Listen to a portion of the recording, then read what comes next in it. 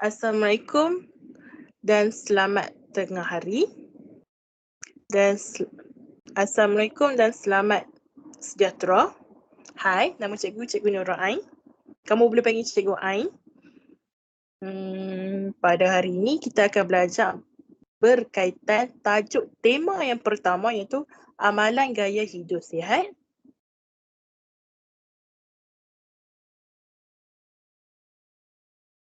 Sebelum kita meneruskan pembelajaran kita pada hari ini, kamu perlu tahu objektif pembelajaran kita. So, di akhir pembelajaran kamu dapat menyelarakan 3 contoh makanan bagi setiap piramid makanan. Yang kedua, kamu dapat menghuraikan 3 contoh juga yang menyebabkan berlakunya obesiti dan cara-cara kita untuk mengatasi obesiti. Okey. Untuk slide yang seterusnya, baiklah, seperti yang kamu tengok kat depan mata kamu sekarang ni kan, terdapat satu gambar rajah iaitu piramid makanan. Apakah itu piramid makanan?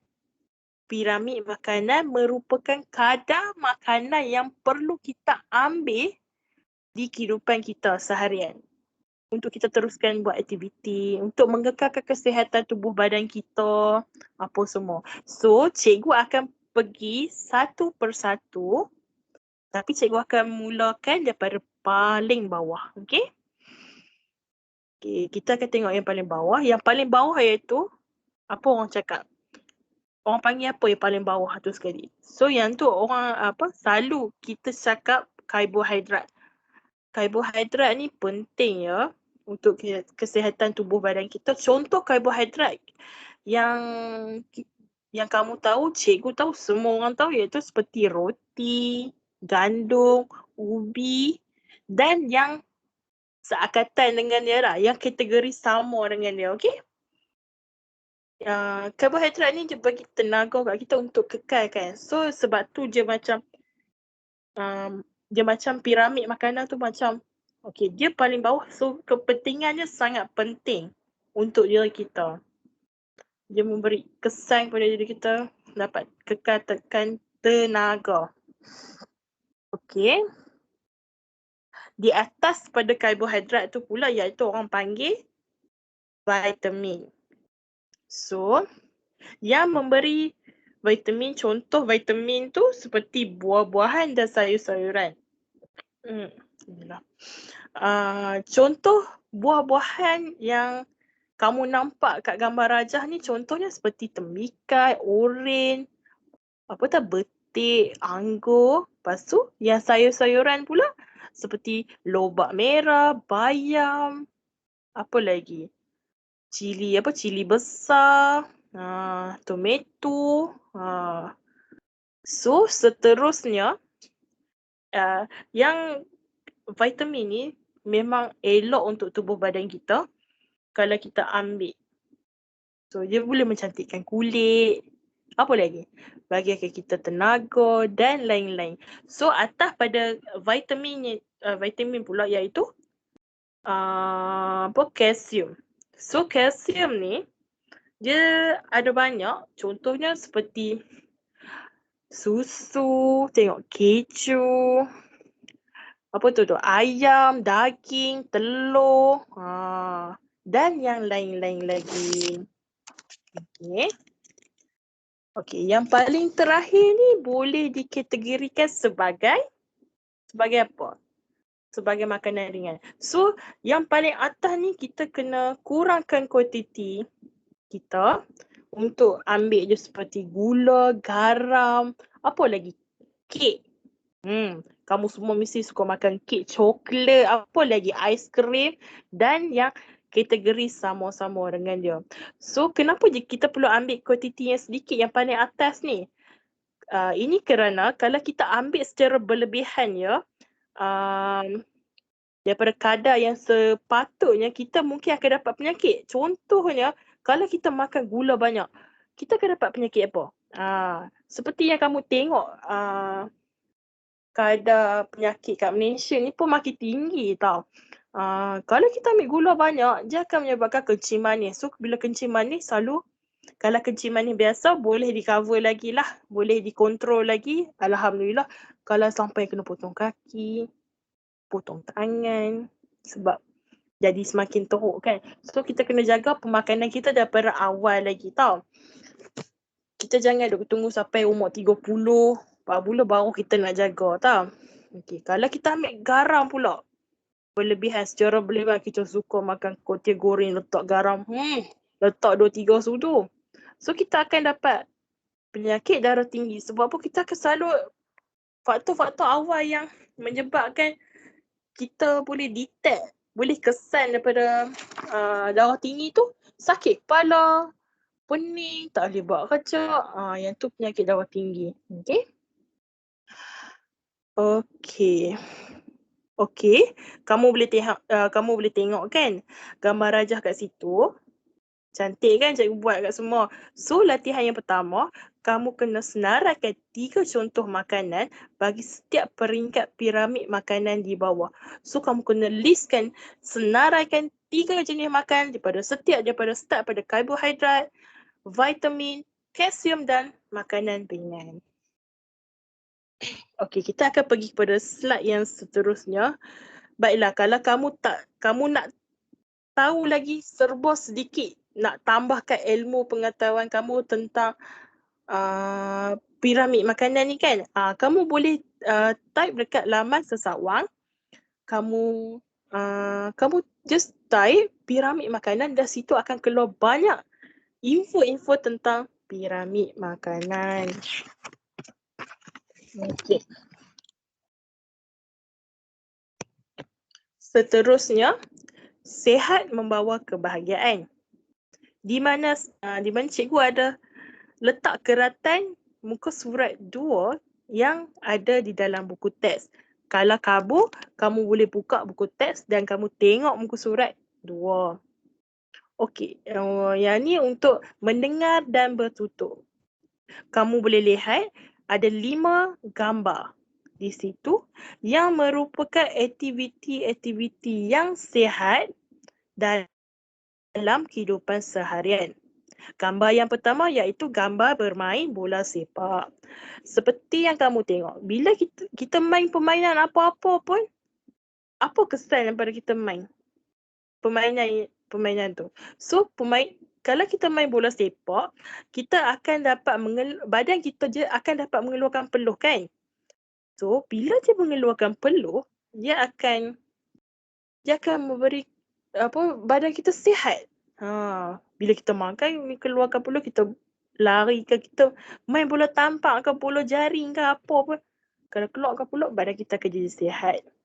Tapi janganlah main sampai pukul 7 dekat maghrib tu apa semua. Sampai mak pun duk tunggu, duk pegang rotan. So kamu kena buat satu jadual untuk memastikan kamu dapat fleksibel untuk kehidupan kamu. Means hari ni, pukul berapa belajar?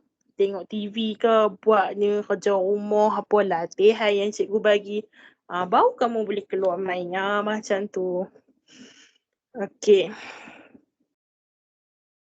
Yang tu berkaitan dengan gambar yang pertama, bermain bola sepak. Okey, yang gambar yang kedua iaitu mandi. So, kamu selalu mandi berapa kali sehari? Kalau cikgu selalu mandi 2 kali sehari. So, pagi dan petang kan? So, kalau 2 minggu lagi 2 minggu lagi kan kamu akan datang ke sekolah kan? Kamu janganlah pula tak mandi. Kena mandi. Kalau kamu tak mandi, datang ke sekolah, kawan-kawan bau, kawan-kawan pun takut bau tu kan? Dengan keadaan berlemuh, melekit apa semua tu kan? Ketiak masam. Kamu datang ke sekolah, kamu kena mandi tau. Tapi janganlah mandi, orang kata, orang dulu-dulu cakap macam mana tu, zaman-zaman cikgu, zaman-zaman mak kamu pun orang kata, mandi rebah.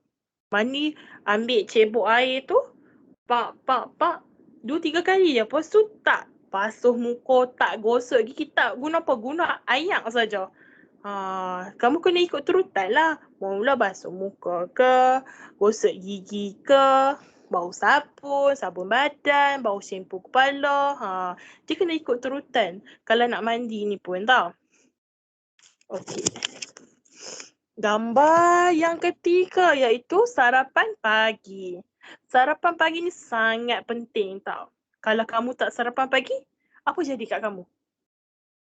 Kalau contoh kamu datang ke sekolah, datang dengan tak makan apa-apa, orang cakap, 8 pagi kamu dah muka macam nak kerja nak tidur je lah. Kalau dah letih kan tak ada makanan, sumber makanan kat perut kita nak bagi tenaga kat kita, kita akan jadi letih, mengantuk. Kalau ada orang yang jenis perut pedih pula, perut sakit, mengagam, dia akan jadi gastrik lah. Kalau kamu tak makan, seelok-eloknya kalau kamu bukan jenis nak makan pagi pun, kamu cuba makan, minum susu ke, makan roti sikit ke, minum air Milo kan. Kena bagi ada juga makan. Kalau kamu tengok atlet-atlet yang berolahraga tu kan, dia orang mengamalkan gaya hidup yang sihat. Dia orang makan sarapan pagi. Sarapan pagi ni sangat penting. Okey. Okay, seterusnya pemeriksaan berkala dengan doktor. Tapi janganlah kamu pergi, orang cakap macam mana? Pergi setiap minggu kan. Nanti doktor tu pun kata kenapalah budak ni rajin datang setiap minggu. Seelok-eloknya kamu buat pemeriksaan berkala dengan doktor ni 6 bulan sekali ke, setahun sekali ke, untuk kita tahu pemeriksaan tahap kesihatan diri kita. Okey. Seterusnya keluarga. Okey. Keluarga ni memainkan peranan yang penting tau. Untuk kita dapat sebuah kehidupan yang orang cakap macam mana? Yang bahagia, sejahtera, aman damai. Kalau kita dapat keluarga yang selalu kacau bila, kucak kacir, kita akan jadi macam sedih, stres, murung. Kalau boleh kita cuba elakkan perasaan-perasaan yang macam tu tau. Kalau kita dapat keluarga yang baik, kita dapat duduk sama-sama, sembang, bercakap. Mungkin kita boleh buat beredah bersama-sama, buat aktiviti-aktiviti yang dapat mengeratkan silaturahim antara satu sama lain. Okey.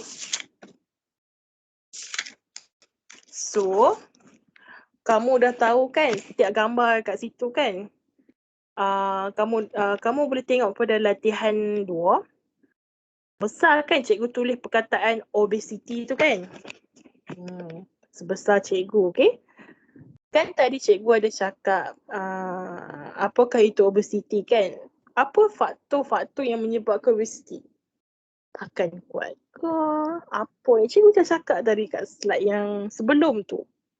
So obesity ni macam orang yang ambil makanan yang terlampau banyak. Terlalu banyak, macam tamak lah orang cakap kan. Pukul 8 je makan. Pukul 9 je makan, pukul 10 je makan, pukul 11 minta lagi kat mak. Dah lepas makan 2-3 kali tu, sejam-sejam duk repeat tu kan. Duk ulang-ulang benda semua. Bila dah kenyang, duk nak tidur lah pula kan. Bila nak tidur pula, malas nak bersenam. Duk tidur tu berat badan pun bertambah. Bila tidur lepas tu jadi kita makin membesar secara juara, secara sihat lah. Orang kata, nak kata sihat pun tak tahu lah. Macam tu lah, kamu boleh fikirlah. Kita yang nak bentuk badan kita kan. Okey. So kat situ obesity latihan 2, faktor-faktor dan cara-cara untuk mengatasi obesity. Cikgu nak kamu buat 3 faktor-faktor obesity, 3 cara-cara untuk mengatasi obesity. So, kita boleh kita tengok dah kan latihan pertama, cikgu senaraikan, cikgu nak kamu buat gambar raja piramid makanan yang kosong, lepas tu kamu tulis setiap peringkat piramid makanan daripada karbohidrat, vitamin, kalsium, makanan ringan tu kan. cikgu nak kamu senaraikan setiap daripada situ 3 jenis makanan, setiap peringkat. Kalau buah-buahan berapa, sayur-sayuran berapa, kalau produk susu apa, ini keju ke apa, kalau produk ayam pun berapa kan. So latihan tu kamu kena buat yang macam cikgu cakap tadi. Okay. So dah nak habis dah kelas cikgu ni. Cikgu harap apa yang kamu pelajari pada hari ini, kamu dapat kamu dapatlah benefit daripada situ, kekurangan daripada cikgu minta maaf. Tapi kalau yang ilmu-ilmu yang cikgu bagi, cikgu cuba sehabis mungkin, okay? Untuk cikgu nak bagi tahu kepada kamu juga, okay? So kita akan jumpa PDPDR pada hari Rabu, okay? Bye, Assalamualaikum.